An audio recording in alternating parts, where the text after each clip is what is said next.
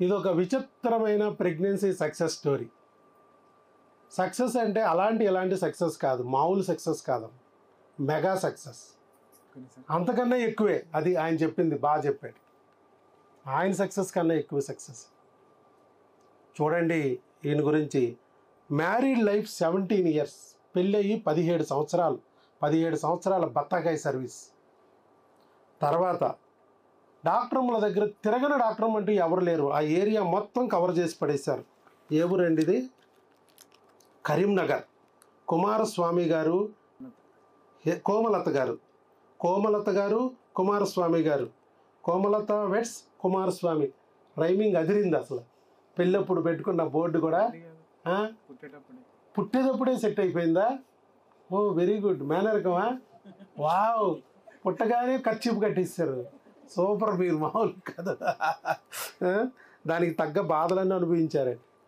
నిజంగా మామూలు బాధలు కాదండి బాబు వీళ్ళు. అసలు వీళ్ళు 17 years పెళ్ళి అయితే ఎన్ని చోట్ల తిరిగారో లెక్కలేదు. ఒక డాక్టర్ గారు హిస్ట్రోస్కోపీ అంటే హిస్ట్రోస్కోపీ చేయించారు. ఇంకో డాక్టర్ గారు లెప్రోస్కోపీ అంటే పొట్టలో గొట్టాలేసి లోపలికి వెళ్ళి చూడాలి అంటే వెళ్ళి చూశారు. ఏం లేదు ఫలితం, ప్రెగ్నెన్సీ రాల. తర్వాత ఏం చేయాలరా భగవంతుడు అంటే ఇంకొక డాక్టర్ గారు ఐయుఐలకి వెళ్ళాలమ్మా అని చెప్పారు. సరే, ఒకటో ఐయుఐ ఫెయిల్యూర్, రెండో ఐయుఐ ఫెయిల్యూర్.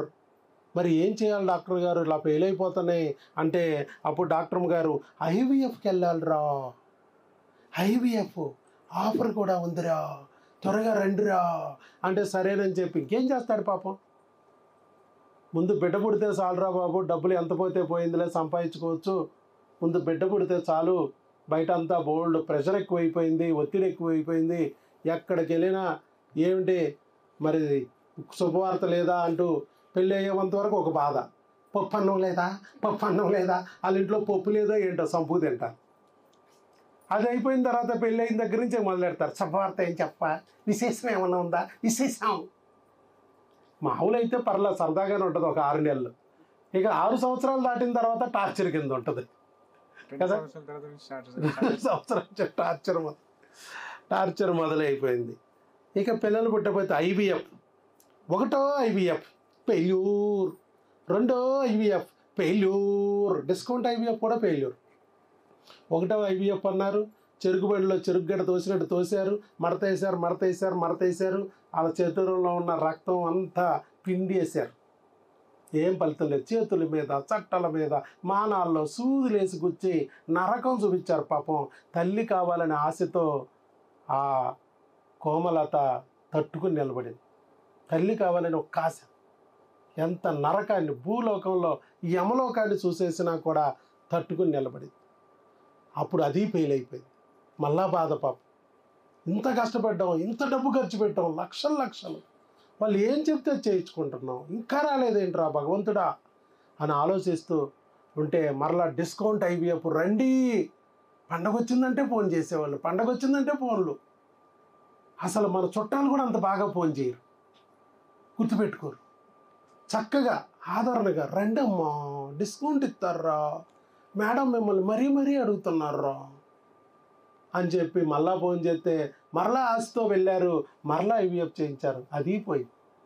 ఇలా వరుసగా 3 ఐవీఎఫ్లు పోయాయి. 2 సర్జరీలు, 2 ఐయుఐలు, 3 ఐవీఎఫ్లు ఫెయిల్ అయిపోయిన తర్వాత ప్రెగ్నెన్సీ అమ్మయ్య వచ్చింది. ఆహా, ప్రెగ్నెన్సీ వచ్చింది. అబ్బా వచ్చిందిరా అని సంతోషపడే లోపలే అది ట్యూబుల్లో వచ్చింది అని చెప్పారు డాక్టర్ గారు. అర్జెంటుగా ట్యూబ్ తీసేయాలి, అర్జెంటుగా 30,000 60,000 సర్దుకుని రండి, ట్యూబ్ తీసేయాలి. 1,00,000, 30,000 1,00,000 అయింది. ట్యూబ్ వెళ్ళిపోయింది. రెండో ట్యూబ్ కూడా వేస్ట్. మళ్ళీ ఆ ట్యూబ్లో కూడా మళ్ళీ ఈసారి మనం ఐవీఎఫ్ చేస్తే ఆ ట్యూబ్లో వస్తే అది ఒక అనవసరమైన దరిద్రపు కొట్టు ట్యూబ్ ఉంది, దాన్ని కూడా తీసి పడేస్తాం అన్నారు. కానీ భయపడ్డారు వీళ్ళు. దేవుడు ఎక్కడో ఆపాడు. ఎందుకు ఆపాడు? వద్దు, అంతవరకు తీయండి అమ్మా, అది వచ్చిందన్నారు, తీశానన్నారు. ఆ ట్యూబ్ కూడా తీస్తే జీవితాంతం ఇక ఐవీఎఫ్లే కదా అని వద్దన్నారు. ఆపారు. ఆపిన తర్వాత 1-2 సంవత్సరాలు నిస్తేజంగా పడిపోయారు. ఏంటంటే సర్జరీలు చేసి మరి ట్యూబుల్లో వచ్చి ఒక ట్యూబ్ కూడా పోయేటప్పటికి మనసు వికలమైపోయి డిప్రెషన్లోకి వెళ్ళిపోయి ఒక 2 ఏళ్ళు కోలుకోలేని పరిస్థితి. అలాంటి సందర్భంలో దేవుడు వచ్చాడయ్యా ఒక వీడియో రూపంలో. అప్పటికి కలిగింది ఆయనకి జాలి. ఒక వీడియో రూపంలో చూపించాడు డాక్టర్ వైఎస్ బాబు వీడియోని. ఆ వీడియోని నమ్మి ఇక్కడికి వచ్చాడు. ప్రపంచంలో ఎన్ని ఐవీఎఫ్లు చేసినా ఫెయిల్ అయినా కూడా ఇక్కడ ప్రెగ్నెన్సీ వస్తుంది న్యాచురల్గా అనే పదాన్ని పట్టుకుని ఐవీఎఫ్లు పోయినా కూడా ప్రెగ్నెన్సీ తెచ్చుకోవచ్చా, అది కూడా న్యాచురల్గానా, సరే పోతే పోయినాయి ఛార్జీలు, వస్తే ప్రెగ్నెన్సీ కదా అనే ఆశతో ఇక్కడికి వచ్చారు. వచ్చినందుకు వచ్చిందయ్యా ఇక్కడ ప్రెగ్నెన్సీ ఎలా న్యాచురల్గా ఎన్నాళ్ళకే 2 ఏళ్ళకే. మధ్యలో కొన్ని రోజులు గ్యాప్ వచ్చింది. అవును, నా దగ్గర 2 ఏళ్ళు పాటు నిలబడ్డాడు ఆయన. మీరు 2 రోజుల్లో ప్రెగ్నెన్సీ వచ్చిన వాళ్ళు, 20 రోజుల్లో ప్రెగ్నెన్సీ వచ్చిన వాళ్ళు, 2 నెలల్లో ప్రెగ్నెన్సీ వచ్చిన వాళ్ళు చూశారు నా దగ్గర వీడియో. 2 ఏళ్ళలో ప్రెగ్నెన్సీ వచ్చే వాళ్ళు కొంచెం తక్కువగా ఉంటారు, కానీ ప్రెగ్నెన్సీ వచ్చింది 2 ఏళ్లలో, అది కూడా గ్యాప్లుగా వచ్చాడు. ఎందుకంటే ఆయనకి ఇసుకొచ్చేసింది. అదే ఇక మనసు వికలమైపోయి బాధ అయిపోయి రకరకాలుగా ఉన్న మనసు బాగోపోయినప్పుడు యాక్సిడెంట్లు అయిపోతాయి, మనసు ఏదో ఒక రకంగా బాధలు వచ్చేస్తాయి. కష్టాలు వచ్చేటప్పుడు అన్నీ ఒకసారి వచ్చి పడతాయి, ఒకదాని తర్వాత ఒకటి పరీక్షలు పెడుతున్నాడా దేవుడు అన్నట్టు వచ్చేస్తాయి. అలాగే యాక్సిడెంట్ వచ్చి మళ్ళీ కొన్నాళ్ళు గ్యాప్ వచ్చేసి మరలా కొద్దిగా వచ్చి మళ్ళీ ఏదో ఇంట్లో సమస్యలు వచ్చి కొన్నాళ్ళు గ్యాప్ వచ్చి అలా మొత్తం మీద ఆయన నా దగ్గర ఈ 2 సంవత్సరాల్లో వాడిన కోర్సు 6 నెలలు. ఈ 6 నెలల కోర్సులో మొత్తానికి ఆయనకి ప్రెగ్నెన్సీ వచ్చింది న్యాచురల్గా. ఇది వింత కాదా? 2 ఏళ్ళు పట్టచ్చు, 6 నెలలు పట్టచ్చు, కానీ బుల్లెట్ దిగిందా లేదా అన్నయ్య అన్నది కరెక్ట్. మళ్ళీ ఎక్కడొచ్చింది ప్రెగ్నెన్సీ? ట్యూబుల్లో వచ్చిందా? లేదు, గర్భసంచిలో. చేసుకునేదాకా నమ్మకం కలిగేది సార్. చూడండి, అస్సలు ఆయన చెప్తారు, ఆయన మాట వినాలండి మనం. ఎందుకనంటే ఆయన అసలైన వ్యక్తి, మనకి చెప్పడానికి సరైన వ్యక్తి. ఇక ఆయనకన్నా మించి బాధలు మన ఏమి ఒక లెక్కలోకి రావు. చూడండి, ప్రెగ్నెన్సీ కన్ఫర్మ్ అంటే అక్కడ టెస్ట్ చేసుకుంటే యూరిన్ టెస్ట్ పాజిటివ్, మేము అక్కడ స్కాన్ కూడా చేయించుకోమన్నాం, స్కాన్ కూడా చేయించుకున్నారు, ప్రెగ్నెన్సీ కన్ఫర్మ్ అని వచ్చింది. మే నెలలో మన దగ్గరకు వచ్చారు, మందులు కూడా తీసుకెళ్లారు. మే నెలలో మన హాస్పిటల్ క్లోజ్ ఆ టైం. చూడండి, మళ్ళీ టెన్షను. మాకు కాల్ చేశారు, నో ప్రాబ్లం, హాస్పిటల్ క్లోజ్ అయినా కొత్త వాళ్ళకి క్లోజ్, కానీ ఆల్రెడీ ప్రెగ్నెన్సీ వచ్చిన వాళ్ళకి క్లోజ్ కాదు, మీరు వచ్చి మెడిసిన్ తీసుకెళ్ళండి అన్నాం. వచ్చి మెడిసిన్ తీసుకెళ్ళిపోయారు. మెడిసిన్ నిలబెట్టడానికి ఇవ్వాలి, లేకపోతే మరి పోద్దేమోననే భయం. అలాగే వచ్చి తీసుకెళ్లారు, మెడిసిన్ ఇచ్చాము. అప్పుడు పేటల హార్ట్ బీట్ రాలేదు, ఇప్పుడు అవి వచ్చేసి ఇప్పుడు మళ్ళీ స్కాన్ తీసుకొచ్చారు. ఇప్పుడు 3వ నెలలోకి వచ్చేసారు. Single live intrauterine gestational sac with corresponding to gestational age 10 weeks, delivery date January 21, 2026, సంక్రాంతికి విడుదల. మరి ఎన్ని జరుగుతుంటే 15,000 మందికి రోజుకి 10 ఐవీఎఫ్లు చేసే హాస్పిటల్ ఉన్నాయి, కానీ ప్రెగ్నెన్సీలు పట్టుమని వారానికి 1-2 కూడా రావు. ఇక్కడ రోజుకి 10 ప్రెగ్నెన్సీలు పాజిటివ్లు వస్తాయి, రోజుకి 10 ప్రెగ్నెన్సీలు పాజిటివ్లు వస్తాయి, ఒక్క ఐవీఎఫ్ లేదు, ఒక్క ఆపరేషన్ లేదు. మరి ఇలాంటి డాక్టరు ప్రపంచంలో ఒకడున్నాడు, ఆయన ఆంధ్రుడు అని చెప్పి పద్మశ్రీ ఎన్టీఆర్ అవార్డు నాకు మే 31, 2025 ఇవ్వడం జరిగింది. మరి నేను ఒరిజినల్ డాక్టర్నా, డూప్లికేట్ డాక్టర్నా? అది కూడా ఎవరిచ్చారు? ఆంధ్రప్రదేశ్ గవర్నమెంటు మంత్రి, పర్యాటక శాఖ మంత్రి, సినిమాటోగ్రఫీ శాఖ మంత్రి కందుల దుర్గేష్ గారు వారి చేతుల మీదుగా, నేను ఉంటున్న ఏరియా, ప్రాక్టీస్ చేస్తున్న ఏరియా విజయవాడ, మా ఎమ్మెల్యే గద్దె రామ్మోహన్ రావు గారి చేతుల మీదుగా, నేను పుట్టిన ఊరు అవనిగడ్డ దివిసీమ, కృష్ణా జిల్లా అవనిగడ్డ దివిసీమ, మా ఎమ్మెల్యే మండలి బుద్ధప్రసాద్ గారి చేతుల మీదుగా, నవ్వుల రేడు మన సినీ హీరో రాజేంద్ర ప్రసాద్ గారి చేతుల మీదుగా ఈ అవార్డు ఇచ్చారంటే నేను ఒరిజినల్ డాక్టర్నా, డూప్లికేట్ డాక్టర్నా? పోనీ ఈ పక్కన పెడదాం. అబ్దుల్ కలాం అవార్డు ఇచ్చారు 2022, అది పక్కన పెడదాం. ఆంధ్రప్రదేశ్ గవర్నమెంటు, తెలంగాణ గవర్నమెంటు 3 సార్లు ఉత్తమ వైద్యుడిగా, ఉత్తమ గైనకాలజిస్ట్గా అవార్డు ఇచ్చారు. అలా అందుకున్న వ్యక్తి తెలుగులో కానీ మరి ఇంకో చోట కానీ ఎక్కడా లేడు. 3 సార్లు వరుసగా అవార్డులు ఇచ్చారు డాక్టర్ వైఎస్ బాబుకి. మరి ఒరిజినల్ డాక్టరా, డూప్లికేట్ డాక్టరా? అర్థమైందా? నీకు అర్థం కానంత మాత్రాన, మీ డాక్టర్లకు అర్థం కానంత మాత్రాన, నీ గూగుల్లో నేను చెప్పేది లేనంత మాత్రాన ఇది అబద్ధం కాదు. డాక్టర్ వైఎస్ బాబు మ్యాజిక్ ఫార్ములా ఫ్యాక్ట్, ట్రూత్, వాస్తవం. అది నీ గూగుల్లో లేకపోవచ్చు, ఎందుకంటే డాక్టర్ వైఎస్ బాబు గూగుల్కి ఇంకా చెప్పలేదు. డాక్టర్ వైఎస్ బాబు గూగుల్కి చెప్తే గూగుల్ నీకు చెప్పింది. 10 ఏళ్ల క్రితం ఉన్న టెక్స్ట్ బుక్ ఇవాళ టెక్స్ట్ బుక్ మారిపోయింది. ఎవరు మార్చారు? నువ్వు నేను కనిపెట్టింది దాంట్లోకి ఎక్కిస్తే అది మారింది, దానంతకు అది మారదు. ఇది కొత్త ఇన్వెన్షన్, నూతన ఆవిష్కరణ. ఆడపిల్ల తల్లి కావాలంటే, అమ్మ కావాలంటే పొట్టల మీద, చట్టల మీద, మానాల్లో సూదిలేసి గుచ్చి ఐవీఎఫ్లు చేయక్కర్లేదు. పొట్టలో గొట్టాలేసి వాళ్ళని హిస్ట్రోస్కోపీ, లాప్రోస్కోపీ అని మానాల్లో గొట్టాలేసి ఆపరేషన్లు చేయక్కర్లేదు. అమ్మ కావాలంటే మన తాతల్లాగా, ముత్తాతల్లాగా, బామ్మల్లాగా, మామల్లాగా డజన్లు కూడా కనొచ్చు. ఒక్క ఐవీఎఫ్ లేకుండా, ఒక్క ఆపరేషన్ లేకోకుండా న్యాచురల్గా అని చెప్తున్నది పాత పద్ధతి. కాకపోతే ఒక ఫ్యామిలీ డాక్టర్ అప్రోచ్ ఉంటేనే చేయగలం. ఆ పేషెంట్ని ఒక కస్టమర్ లాగా కాకుండా, పేషెంట్ కూడా మా అక్క ఉంది, మా చెల్లి ఉంది, మా అమ్మ ఉంది, మా పిన్ ఉంది అని అనుకుంటే, నా ఫ్యామిలీ మెంబర్ లాగా అనుకుంటే, ఒక ఫ్యామిలీ డాక్టర్ లాగా అప్రోచ్ అయితే ఈ దారుణాలు జరగవు. వ్యాపారం జరగదు, వ్యవసాయం జరుగుద్ది. వ్యవసాయం చేస్తేనే పంటలు పండుతాయి. అక్కడ కడుపు పంటలైనా వ్యవసాయ పంటలైనా పండాలంటే వ్యవసాయం చేయాలి. అదే చేస్తున్నాడు డాక్టర్ వైఎస్ బాబు. అందుకే ఈ రుజువులు ఒకరి కాదండి, ఇద్దరు కాదండి.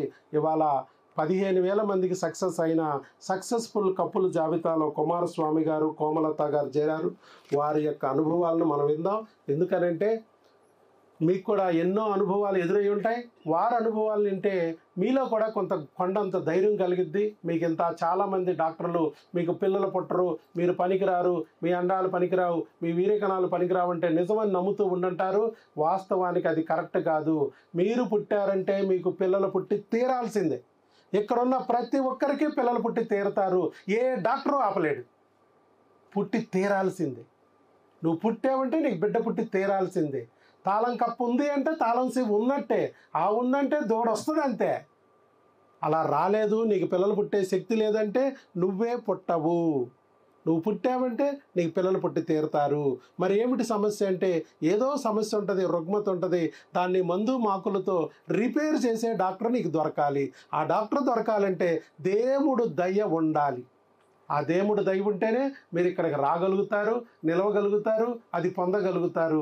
ఆయనకి ఎలా దేవుడు దయ కలిగింది, ఎలా నా గురించి తెలిసింది, ఎలా ఇక్కడికి వచ్చారు, ఎలా ఇన్ని సంవత్సరాలు నిలబడి 2 సంవత్సరాలు నిలబడి వాడగలిగారు, మధ్యలో ఎన్ని ఆటంకాలు ఎదురైనా కూడా తట్టుకుని ఎలా నిలబడ్డారు అనేది వారి మాటల్లో నుంచి విందాం.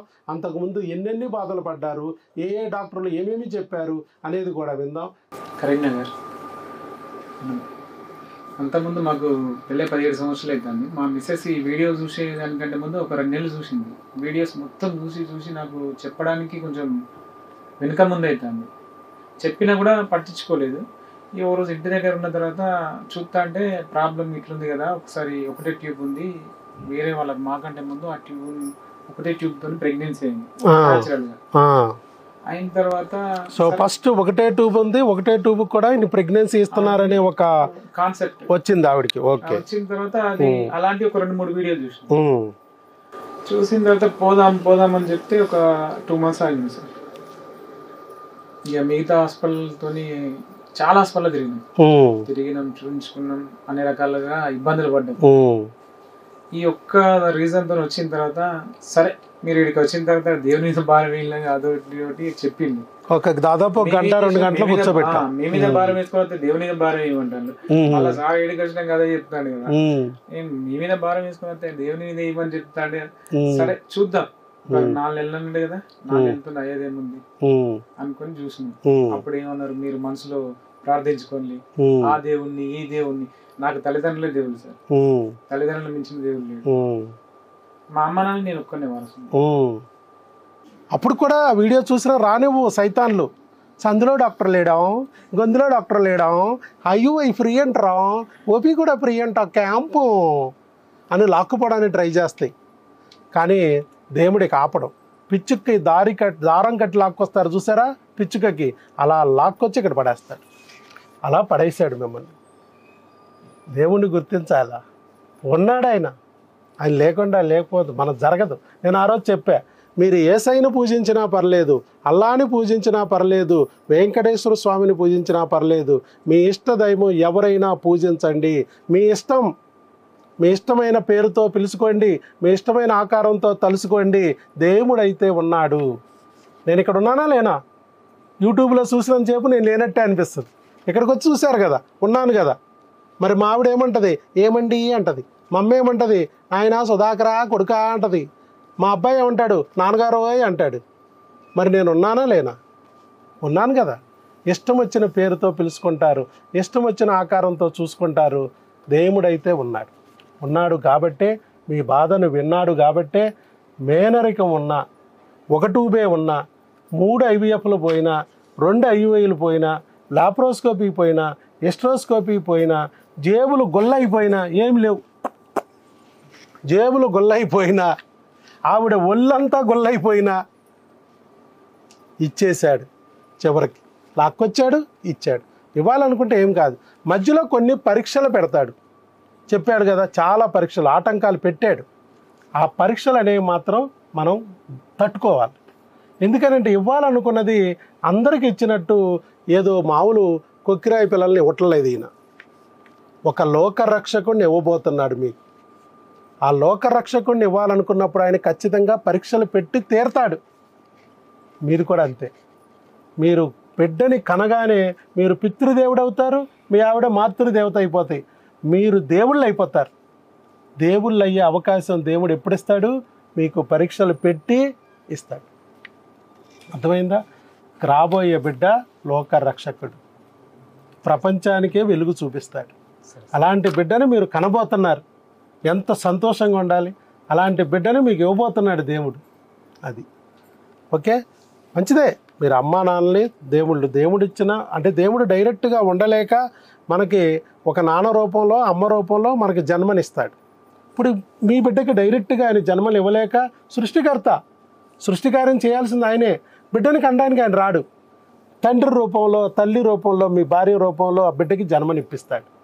ఆ బిడ్డని కనే మార్గము, దారి చూపించడానికి నన్ను వైద్యుడి రూపంలో, గురువు రూపంలో దారి చూపిస్తాడు.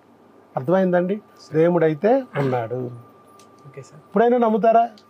ఇంకా డౌట్ఫుల్గా ఉంది? అట్లేం లేదు సార్. లేదుగా. ఓకే, ఇప్పుడైతే హ్యాపీ సార్. హ్యాపీయే కదా. అలాగే ఉండండి, చక్కగా ముందుకెళ్ళండి. ఏ దేవుడైతే మీకు ఇక్కడ వరకు వచ్చి తీసుకొచ్చి నిలబెట్టాడో అదే దేవుడు మళ్ళా మీకు బిడ్డని చేతిలో పెడతాడు. ఒక ట్యూబ్ బ్లాక్ ఉన్నా, ఒక ట్యూబ్ పోయి ఉన్నా, IVFలు 3 పోయినా, IUIలు పోయినా, ఫెయిల్యూర్ అయిపోయినా, హిస్ట్రోస్కోపీ, లాప్రోస్కోపీ ఫెయిల్యూర్ అయిపోయినా, ఎక్టోపిక్ వచ్చి ట్యూబే తీసి అవతల పారేసిన, ప్రెగ్నెన్సీ తెచ్చుకోవచ్చా న్యాచురల్గా? బయట అయితే సాధ్యం లేదు. బయట అసాధ్యం. అసలు ఏదైనా అసాధ్యమే బయట. నీ ఏజ్కే అసాధ్యం. ముందు 37 హోప్లెస్ రా. అండాలు 3 ఉన్నాయి.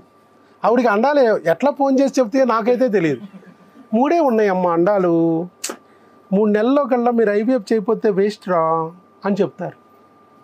అలాగా ఎన్ని భయాలు పెట్టుంటారో అని మీరైతే ఎక్స్ప్లెయిన్ చేయలేదు. కానీ మన కోమలత వస్తే కన్నీళ్ళ పర్వంతం అయి చెప్పుండేది. ఎందుకంటే పాపం ఆవిడకి ఇవన్నీ సఫర్ అయి ఉంటుంది. స్కానింగ్లకి వెళ్ళినప్పుడు రోజు తిప్పుతారు. ఎన్ని స్కానింగ్లు తీసుకుని ఉంటారు. మా దగ్గర స్కానింగ్లకి ఏమైనా తీసారా మీరు? వచ్చిన రోజు ఒక స్కానింగ్ అంతే. వచ్చిన రోజు ఒకసారి స్కాన్ చేస్తాం. మళ్ళీ నీ బిడ్డ పుట్టే వరకు ముట్టుకునేది లేదు. రోజు 90 mm ర్యాడ్. ముందేమో స్కాన్ చేయడం, అండాలు లేవు అమ్మ అంటది. ఈవిడ గుండెల్లో రాయి. మళ్ళీ 2 రోజుల తర్వాత రమ్మంటారు. లేవు అని బాధపడతా గుండె రాయి చేసుకుని వస్తుంది. 2 రోజుల తర్వాత వచ్చినాయి రా అండాలు అంటది. అమ్మయ్య మేడం గారు పోలేండి అనే నవ్వే లోపలే పెరగలేదురా అంటది. ఇంకో బాంబేసి పడుతుంది. మళ్ళా బాధ. మళ్ళీ 2 రోజులకి రమ్మంటారు. మళ్ళీ 2 రోజులు ఏడ్చుకుంటా బాధపడుతూ 2 రోజుల తర్వాత వస్తే పెరిగిందిరా అంటారు. అమ్మయ్య అనుకునే లోపలే పగలలేదురా అంటారు. మళ్ళీ ఒక బాంబు.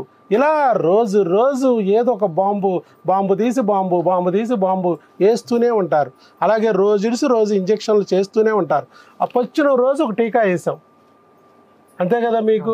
తర్వాత మళ్ళీ మీకు రోజు ఇంజక్షన్లు పొడిసింది లేదు, మేము లేవు ఇప్పుడు వరకు ఇంజక్షన్లు పొడిసింది లేదు. ఎంత సింపుల్గా ప్రెగ్నెన్సీ తెచ్చుకోవచ్చు అనే విషయం తెలిస్తే మరి ఎంత బాగుండు. కానీ అది తెలియదుగా, అదే కదా విచిత్రం. టైం వచ్చి దేవుడు దారి చూపించే వరకు తెలియదు. ఈ వీడియో కనపడుతుందంటేనే దేవుడు దయ మీ మీద కలిగింది అని అర్థం. అది రావాలి, అది గుర్తించి రాగలగాలి, ఇక్కడ నిలవగలగాలి. 2 ఏళ్ళ పాటు మీరు నిలవగలిగారు. మధ్యలో ఎన్నో ఆటంకాలు వచ్చినా కూడా మీరు ఆగల. ఎక్కడ ఆగిపోయినా మీరు పోయినట్టే. ఇన్ని ట్రై చేసాం, అక్కడే రాంది, ఈయన దగ్గర 4 నెలలు వాడాం, రాలేదు కదా, ఏందిలే ఇంకా వచ్చేది నా బొంద అని ఆగిపోయారనుకో, అయిపోయిండేది లేదు. ఇక జీవితంలో లేదు అవకాశం. మళ్ళా యాక్సిడెంట్ అయినా మరి రికవర్ అయిన తర్వాత మళ్ళా నమ్మకంతో మరలా వచ్చారు, మరలా మందులు తెప్పించుకున్నారు, వాడారు. అలాగే సమ్మర్లో కూడా నేను చెప్పినట్టు ప్రయత్నిస్తూనే ఉన్నారు, సక్సెస్ అయిపోయింది. అర్థమైంది కదా. చక్కగా మనం అలా ప్రయత్నిస్తే దేవుడు చూపించిన దారిని పట్టుకోవాలి, ఆ దారిలో నలిస్తే ప్రెగ్నెన్సీ పొందొచ్చు అనే విషయం ఇలా కుమారస్వామి గారు, కోమలత గారి ద్వారా కూడా మనకు అర్థమవుతుంది. కాబట్టి కుమారస్వామి గారికి గట్టిగా చప్పట్లతో అభినందనలు తెలియజేద్దాం.